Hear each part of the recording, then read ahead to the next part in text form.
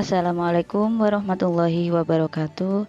Pada kesempatan kali ini, konten belajar ID akan memberikan suatu pengetahuan tentang materi bahasa Indonesia kelas 12 kurikulum 2013, yakni tentang teks editorial.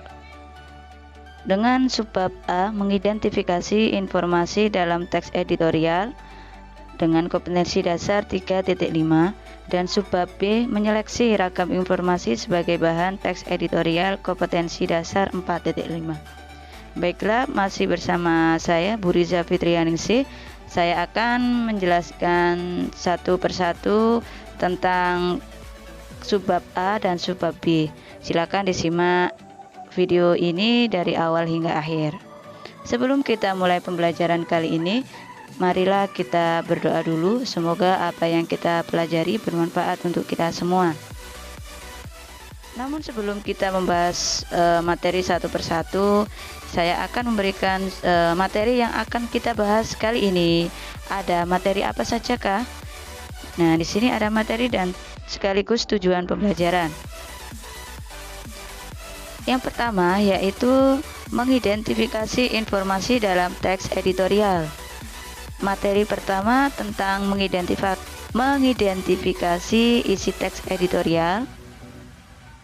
Kedua, membedakan fakta dan opini dalam teks editorial. Dan subbab B, mengidentifikasi informasi dalam teks editorial. Itu ada materi yang pertama yaitu menentukan isu aktual dari berbagai media informasi. Dan yang kedua, menyampaikan pendapat terhadap isu aktual dilengkapi argumen pendukung. Yang pertama yaitu kaitannya tentang subbab A, mengidentifikasi informasi dalam teks editorial. Dengan materi atau kegiatan 1, mengidentifikasi isi teks editorial. Yang kedua, membedakan fakta dan opini dalam teks editorial. Oke, sebelum kita bahas tentang teks editorial secara mendalam, kita harus tahu ya dasar dari teks editorial itu sendiri. Apa sih teks editorial itu? Maksudnya bagaimana? Ciri-cirinya bagaimana? Apa manfaatnya kita mempelajari teks editorial ini? Ini saya akan jabarkan. Yang pertama kaitannya dengan pengertian. Perlu kalian ketahui bahwasanya teks editorial itu yaitu opini atau pendapat yang ditulis redaksi sebuah media terhadap isi aktual di masyarakat. Nah, maksudnya gimana? Ini jelas ya, teks editorial ini kaitannya dengan sebuah berita. Lantas apa perbedaan berita dengan teks editorial itu sendiri? Kalau teks berita itu yang menulis adalah para wartawan ya, wartawan atau seorang penulis atau bahkan orang biasa ya yang menyodorkan ke media cetak maupun media elektronik. Sedangkan kalau teks editorial ini yang menulis adalah redaksinya itu sendiri atau yang mengeluarkan berita di media massa, itu namanya redaksi ya. Atau orangnya disebut redaktor. Baiklah ya, kita akan tahu fungsinya apa sih teks editorial itu. Yang pertama, menjelaskan berita dan akibatnya. Nah, di sini maksudnya redaksi sebuah media, baik media elektronik maupun media cetak. Di sini dia membuat sebuah editorial dari berita yang aktual, fenomenal dan kontroversial. Itu dia berfungsi untuk menjelaskan berita yang dikirimkan ke redaksi, yang akan dikeluarkan oleh media itu akan dijelaskan oleh redaktor atau orang yang mengeluarkan redaksinya ke media itu.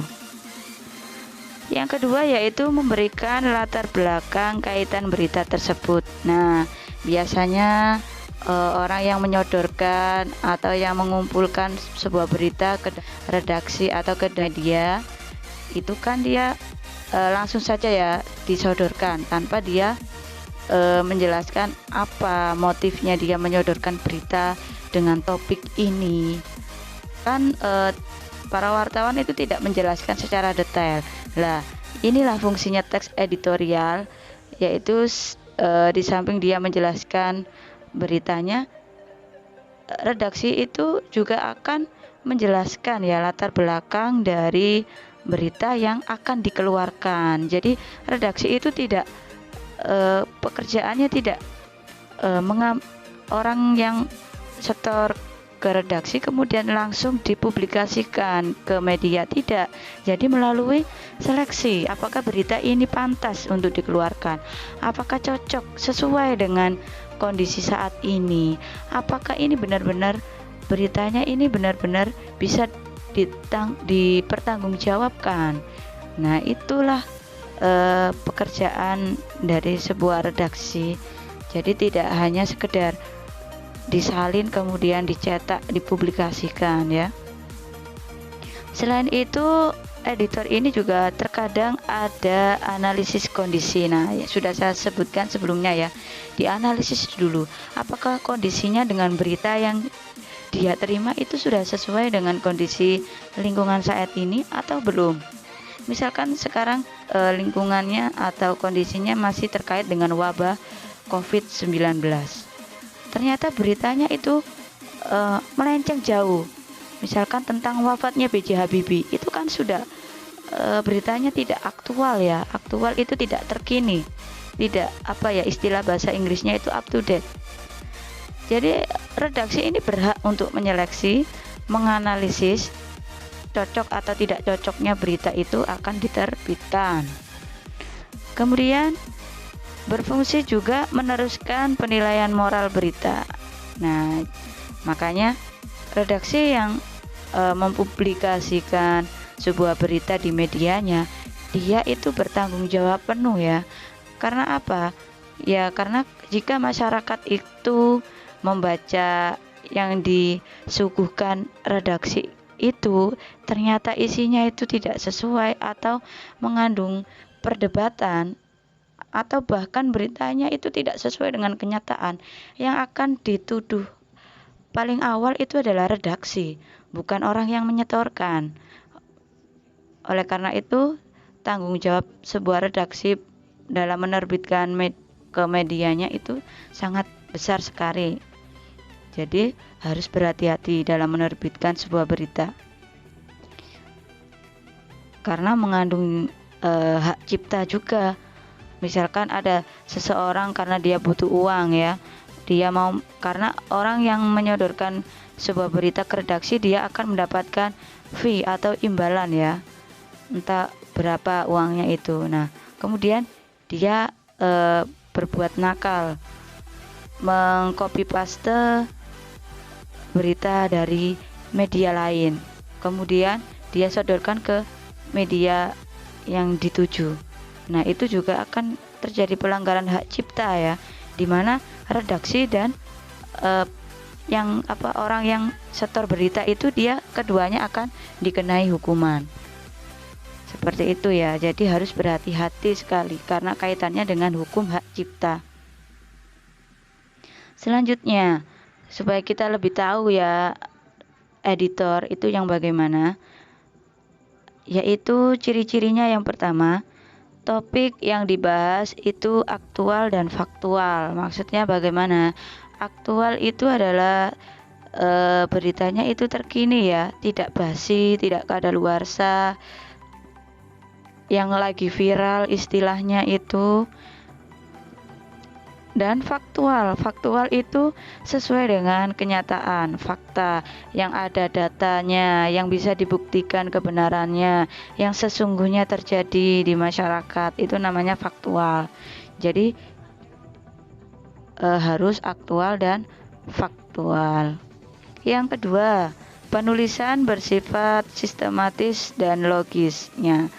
Mengapa demikian ya? Karena editorial ini dia juga memiliki struktur teks, tidak ngawur ya. Jadi penyusunannya harus sesuai dengan struktur teks. Kurang lebih teks editorial ini mirip dengan teks eksposisi ya. Jadi strukturnya nanti sangat sederhana, tapi ya berbobot isinya. Kemudian logis ini yang masuk akal ya. Masuk akal itu berarti ya data-datanya atau isinya itu ya sesuai dengan kenyataan ya, yang dapat dipertanggungjawabkan, seperti itu. Selanjutnya yaitu argumentatif, yaitu berupa sebuah alasan ya, alasan-alasan, kemudian memunculkan sebuah pendapat, itu namanya editorial, karena isinya ya tentang pendapat seseorang, kemudian disertai dengan bukti-bukti yang sesuai. Yang terakhir, kalimatnya singkat, padat, dan jelas sehingga menarik untuk dibaca. Makanya di samping strukturnya yang sangat simpel, karena kalimatnya itu juga sangat singkat, jadi tidak berbelit-belit editorial ini. Tidak seperti membuat sebuah cerita ya, teks fiksi yang harus ada pendahuluannya. Tapi kalau editorial ini to the point ya, langsung ke pokok permasalahannya. Yang selanjutnya yaitu manfaat, memberikan informasi kepada pembaca. Manfaatnya itu memberikan sebuah informasi. Kemudian yang kedua yaitu merangsang pemikiran pembaca. Jadi manfaatnya dari editorial ini membuat pembaca ini menjadi penasaran ya. Pembaca menjadi penasaran dan dia akan membaca terus-menerus berita itu hingga habis, dan akan mencuci pemikiran pembaca ya. Misalkan kaitannya kontroversi tentang saat ini marak kaitannya dengan UU Cipta Kerja, Cipta Karya. Nah, itu pembaca atau masyarakat akan dicuci otaknya ya, dikasih sebuah pendapat positif dan pendapat negatifnya, sehingga masyarakat ini ikut serta memikirkan kondisi yang sudah diberitakan itu. Nah, seolah-olah masyarakat ini sebagai subjek ya, pelaku utama dari apa yang diberitakan itu. Itu menariknya di situ. Jadi dia akan terbawa suasana. Kalau dalam sebuah cerita itu dia akan terbawa suasana. Pernah nggak kalian membaca sebuah cerita atau melihat sinetron, kemudian tiba-tiba kalian menangis sendiri, marah-marah sendiri, greget-greget sendiri? Nah, editorial juga seperti itu ya. Jadi membuat masyarakat itu greget, membuat masyarakat itu emosinya naik turun ya, seperti itu. Manfaatnya terkadang mampu menggerakkan pembaca untuk bertindak. Nah, membuat pembaca itu bertindak ya tadi ya, tindakan yang paling minimal yaitu dia akan hatinya akan tersentak ya, kemudian greget, egonya yang naik turun, yaitu tadi namanya dia ada tindakan emosional. Ada juga tindakan yang fisik ya.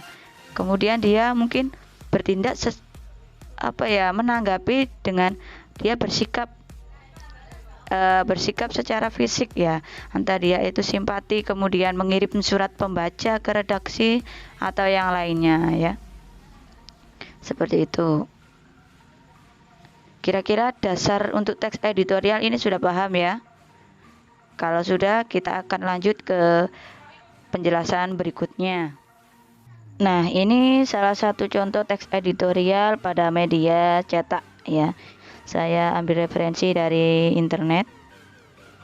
Nah, ternyata teks editorial itu wajahnya atau bentuknya bermacam-macam. Salah satunya editorial ini bentuknya sebuah tajuk rencana ya. Selanjutnya ini juga sebuah tajuk rencana ya.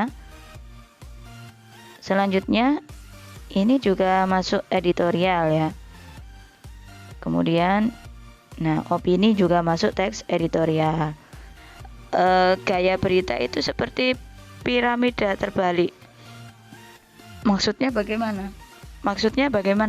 Ya, semakin ke bawah itu informasi yang disampaikan itu semakin biasa ya, tidak wow. Oleh karena itu, kalau kita membuat sebuah berita atau teks editorial, maka kita harus memberikan wow itu di depan ya. Jangan seperti surprise ya, depannya tidak dikasih tahu kemudian belakangnya baru dikasih tahu. Baiklah, itu tadi penjelasan sedikit kaitannya dengan bentuk atau wajah dari teks editorial jika dicetak pada media cetak. Nah, sekarang kita akan mempelajari materi pertama, yaitu mengidentifikasi isi teks editorial. Perlu kalian ketahui ya, bahwa pada media cetak biasanya terdapat pada rubrik opini.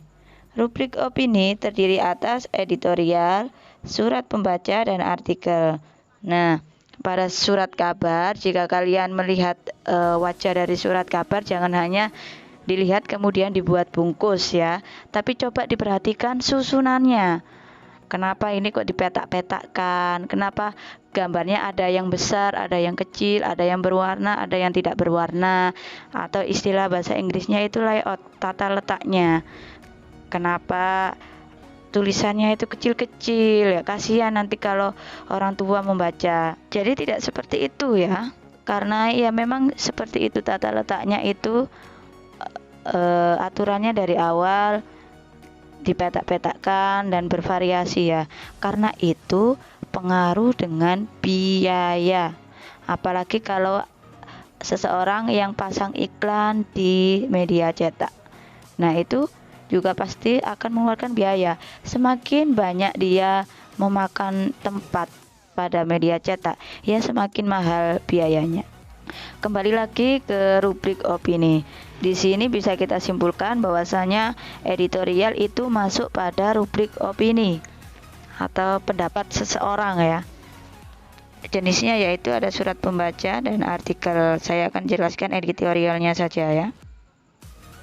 Kalau surat pembaca intinya itu surat laporan ya yang dituju, tapi lewat media cetak. Kalau kita membuat surat, misalkan kita membuat surat seseorang, biasanya kan kita kirim ke pos, kemudian berupa surat ya, surat tulis. Kalau surat pembaca ya yang kita serahkan ke media cetak. Supaya apa? Supaya semua orang mengetahui surat kita. Misalkan kita komplain tentang fasilitas umum di pasar ya, yang kurang menjaga kebersihan, rusak semua, boleh ditulis di surat pembaca itu. Kalau artikel ya ini ilmiah ya, artikel itu ilmiah. Jadi bahasanya itu harus baku dan aturan-aturan lainnya itu banyak. Baiklah. Permasalahan yang dibahas pada teks editorial itu kaitannya tentang apa saja? Yang pertama, yaitu permasalahan itu kuncinya harus aktual. Nah, aktual tadi sudah saya singgung di depan ya, bahwasanya aktual ini yaitu sesuai dengan kondisi saat ini.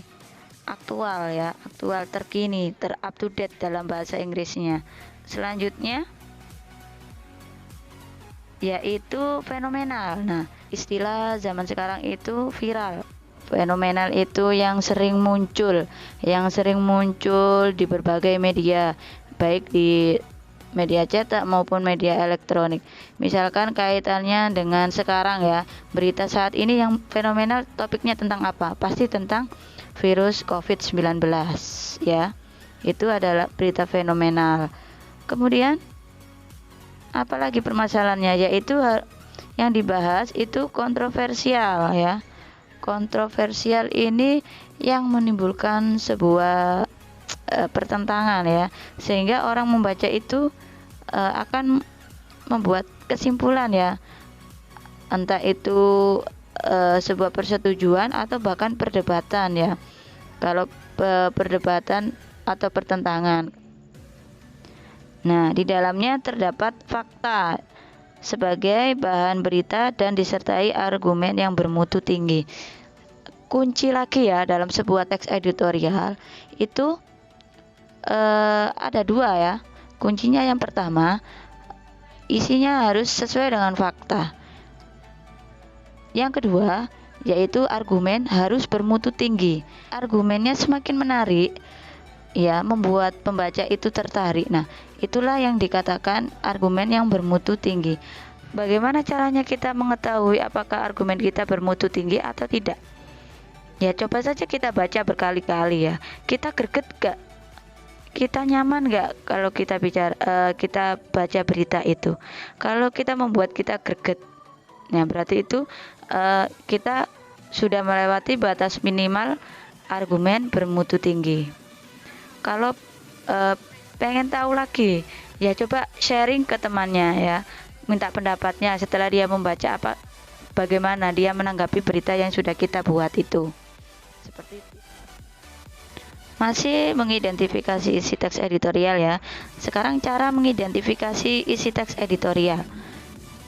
Bagaimana caranya ya? Ya. Yang pertama yaitu kita melihat fakta peristiwa ya dari isi editorial itu. Selanjutnya yang kita analisa lagi yaitu gaya penulisan ya. Sudah saya katakan di awal tadi bahwasanya ini masuk dalam penulisan teks eksposisi. Mengapa demikian? Karena kaitannya dengan pendapat dan argumen. Kemudian yang ketiga yaitu isi ya, ekspositoris.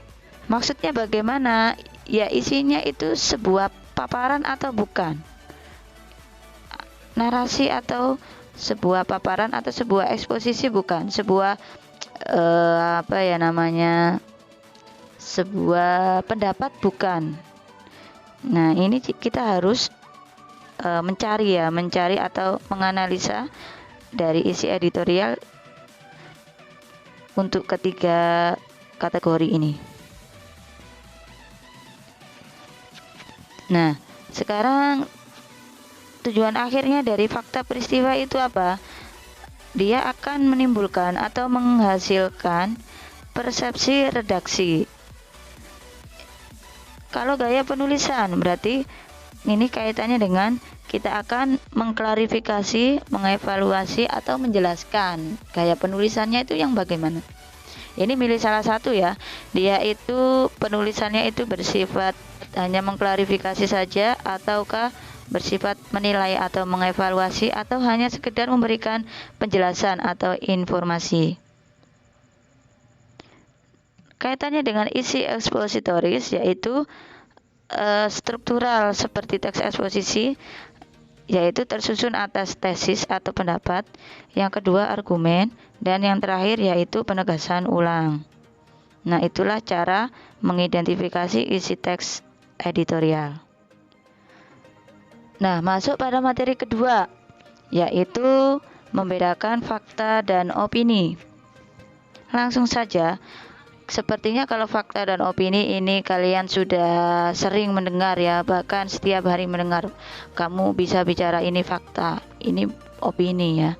Fakta adalah hal, keadaan, atau peristiwa yang merupakan kenyataan atau sesuatu yang benar-benar terjadi. Ya, faktual atau fakta. Jadi apa yang kita bicarakan, kita harus sesuai dengan kenyataan. Tidak boleh ditambahkan, tidak boleh dikurangi. Ya, porsinya harus pas ya. Itulah namanya fakta. Kalau opini merupakan penilaian, kritik, prediksi atau dugaan berdasarkan fakta empiris, harapan dan saran penyelesaian masalah. Nah, opini ini kategorinya banyak ya. Bisa berupa penilaian, kritikan, persepsi seseorang. Itu yang namanya opini. Selanjutnya masih kita membedakan sebuah fakta dan opini. Oke, ini adalah sebuah contoh dari opini ya. Mengapa saya tidak memberikan sebuah contoh untuk kalimat fakta? Saya yakin kalau fakta kalian bisa membedakan ya, bisa mengetahui. Nah, di sini saya hanya menjelaskan kaitannya dengan contoh-contoh opini. Mengapa? Karena kalau opini itu banyak sekali ya. Tadi untuk konten opini banyak. Ada yang berhubungan dengan kritik atau penilaian atau prediksi atau harapan atau sebuah saran. Di sini kita simak kalimat untuk kritik. yaitu kenaikan harga itu merupakan kado tahun baru 2014 yang tidak simpatik, tidak bijak, dan tidak logis. Mana yang mengungkapkan sebuah kritikan?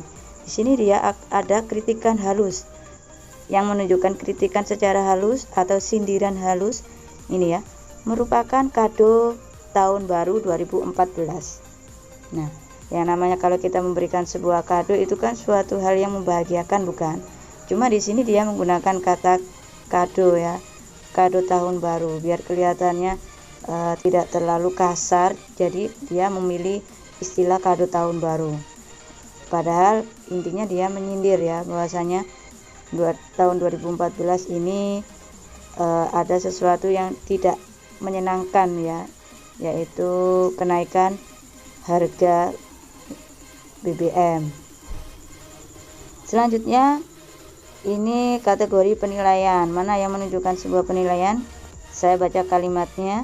Pertamina tidak bisa semata-mata menjadikan harga pasar dunia sebagai kiblat dalam membuat keputusan. Sebab di sisi lain perusahaan memperoleh keuntungan besar atas hasil tambang minyak dan gas yang dieksploitasi dari perut bumi Indonesia.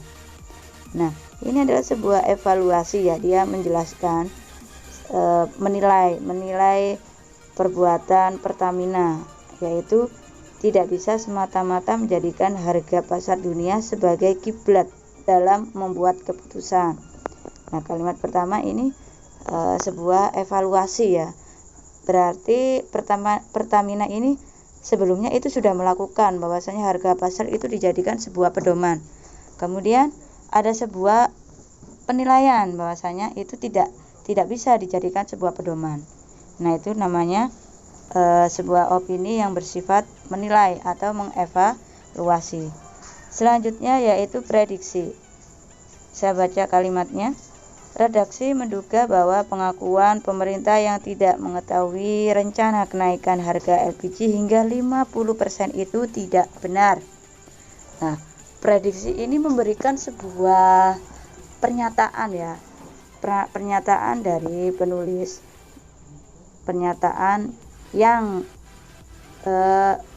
belum benar-benar terjadi, tapi dia istilahnya memberikan kesimpulan awal ya, bukan kesimpulan akhir ya, kesimpulan awal, kajian awal. Misalkan saja kalimat yang sederhana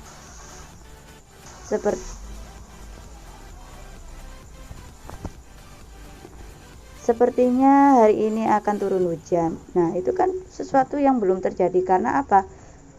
Saya melihat langitnya mendung, kemudian berawan, petang, ternyata tidak jadi hujan. Itu juga tidak salah ya, namanya juga memprediksi cuaca. Seperti itu ya maksudnya. Kemudian ya, harapan. Pemerintah seharusnya menggunakan keuntungan besar dari hasil tambang minyak dan gas untuk sebesar-besar kemakmuran dan kesejahteraan rakyat. Ini sebuah harapan. Masuk juga kategori opini ya, tapi isinya itu tentang harapan. Kemudian opini yang isinya tentang saran, yaitu caranya dengan mengambil atau menyisihkan sepersekian persen keuntungan untuk menyubsidi kebutuhan bahan bakar kalangan masyarakat menengah ke bawah. Nah, ini juga memberikan sebuah saran, tapi masuk dalam kategori opini. Opini itu berisi tentang kritik, penilaian, prediksi, harapan, atau saran. Bisa dipahami ya untuk membedakan opini dari berbagai bidang ini. Baiklah. Langsung kita menuju pada subbab B, yaitu mengidentifikasi informasi dalam teks editorial. Materi yang akan kita bahas yang pertama yaitu menentukan isu aktual dari berbagai media informasi. Yang kedua yaitu menyampaikan pendapat terhadap isu aktual, dilengkapi argumen pendukung. Langsung saja. Nah, peristiwa yang terjadi di masyarakat. Yang pertama, Bagaimana caranya? Yaitu mendata peristiwa-peristiwa yang terjadi. Jadi kita mendata atau mengumpulkan berbagai peristiwa yang ada di masyarakat. Ini adalah langkah untuk mencari isu yang aktual. Mengapa kita harus mendata? Ya supaya kita tahu ya, kira-kira kumpulan berita yang sudah kita dapat itu ada nggak yang memiliki kesamaan isi atau kesamaan topik yang dibahas. Jika ada, pasti ada ya. Nggak mungkin berbagai media kemudian topiknya juga berbeda-beda. Saya yakin setiap media pasti topiknya ada yang sama, tapi isinya atau cara menyampaikannya yang berbeda-beda. Yang kedua, setelah kita mendata peristiwa itu, lalu kita mengklasifikasi atau mengkelompokkan dalam beberapa kelompok. Kita kelompokkan mana yang aktual, fenomenal, dan kontroversial. Setelah itu, jika standar-standar yang ditetapkan terpenuhi, maka editorial bisa dibuat oleh redaktur. Ya, jadi kita dalam membuat sebuah teks editorial itu tidak serta-merta ya atau suka-suka. Tidak ya, jadi kita harus mengetahui informasi yang ada di sekitar. Yang namanya editorial itu kan dari kata dasar edit. Orang yang mengedit namanya editor. Kalau editorial itu berarti bersifat ya, sifatnya mengedit. Yang namanya mengedit berarti kan harus ada konsepnya. Nah, konsep inilah yang dikatakan mendata peristiwa yang sudah yang terjadi, yang sudah diberitakan.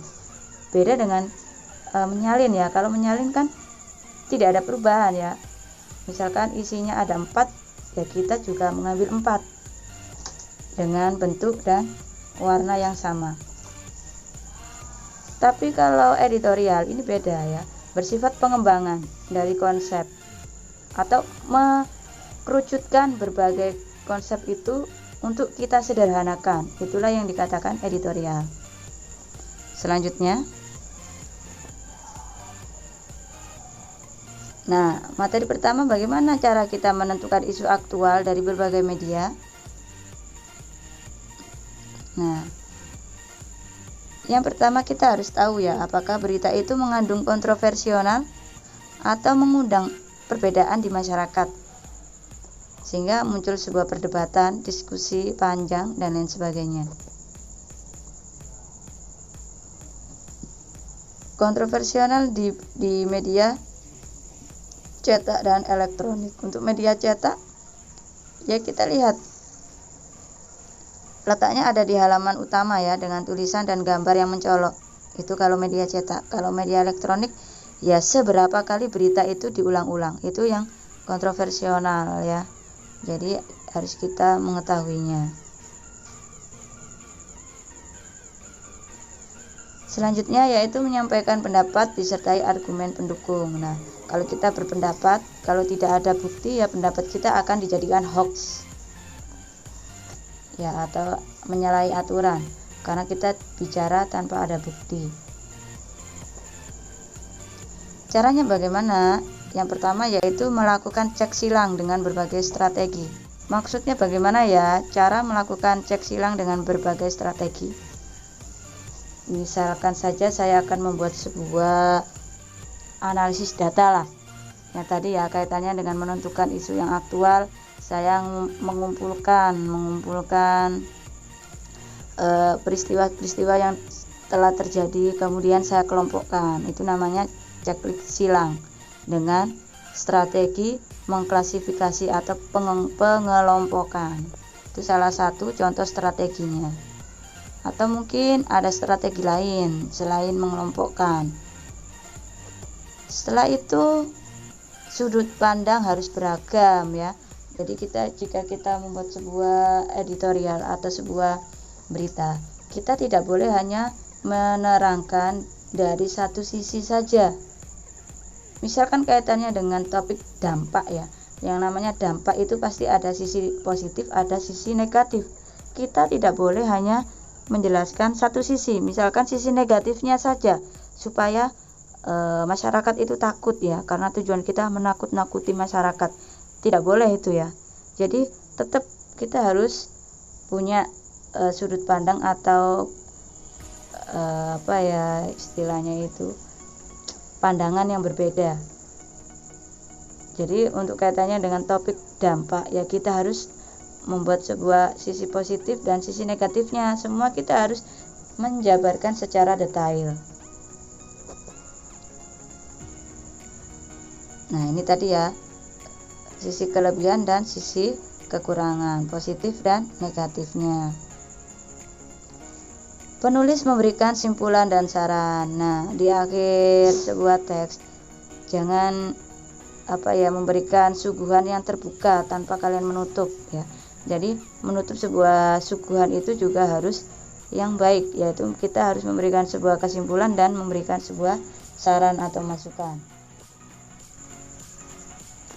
Baiklah, masuk dalam sebuah penugasan. Yang pertama yaitu carilah 3 berita utama yang isinya sama dari 3 media yang berbeda. Jadi cari topik yang sama di berbagai media.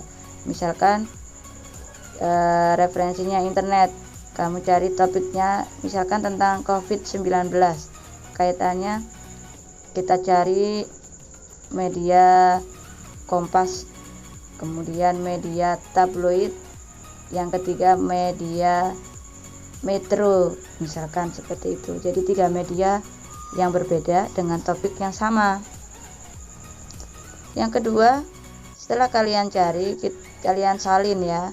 Kemudian inti dari masing-masing berita itu kalian catat ya. Misalkan inti dari berita yang ada di Kompas itu apa, inti dari berita di Metro itu apa, dan inti berita dari tabloid itu apa. Setelah itu temukanlah fakta yang terdapat dalam ketiga teks tersebut ya. Temukanlah fakta-fakta yang ada. Minimal berapa ya, setahu kamu, karena nanti fakta ini akan ada tindak lanjutnya. Jadi kalau bisa cari fakta sebanyak-banyaknya untuk dijadikan sebuah pedoman. Yang keempat yaitu berdasarkan fakta-fakta yang sudah kamu kumpulkan. Nah ini ya fakta yang tadi nomor 3, susunlah fakta-fakta tersebut menjadi isu yang aktual, fenomenal, dan kontroversial. Jadi fakta-fakta itu kamu susun secara menarik sehingga menjadi sebuah isu atau teks berita yang faktual. Ini secara ketik ya, faktual, fenomenal, dan kontroversial. Oke, itu adalah penjelasan terkait dengan teks editorial kompetensi dasar 3.5 dan 4.5. Terima kasih atas waktunya menyimak dari awal hingga akhir. Semoga apa yang saya jelaskan ini memberikan manfaat untuk kita bersama. Sampai jumpa pada konten belajar berikutnya. Wassalamualaikum warahmatullahi wabarakatuh.